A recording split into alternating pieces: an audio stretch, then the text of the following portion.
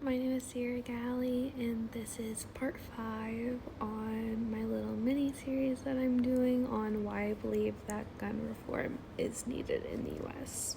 In this part, I'm going to be comparing the US to other countries that do have developed gun reform policies in place. The first stat I will be referring to is one that was taken for high income countries, and it measured homicide rates.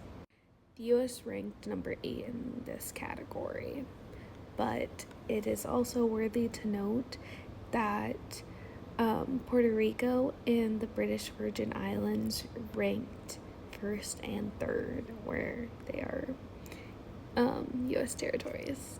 Some other facts I'll be referring to for this part is the comparison and likelihood of you being shot in one country compared to the US. Another part I think is worth including is that you are 13 times more likely to get shot in the US compared to France, 22 times more likely than compared to the EU, and 23 times more likely than compared to Australia.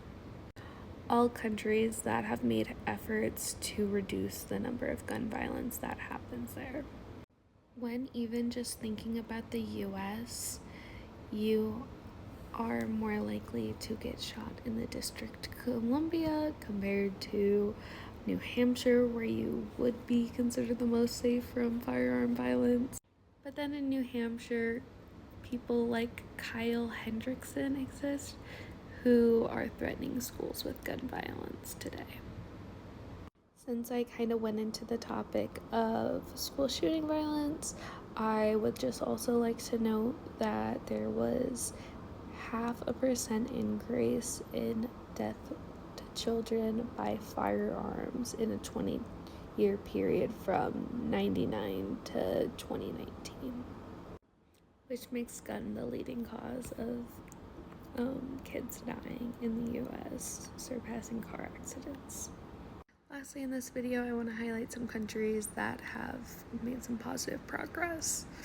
In Australia, after a deadly shooting, they bought guns back from their citizens, and it worked. In Switzerland, they did a study to try to see the effects guns have on suicide, and a reduction in availability to guns reduced suicide.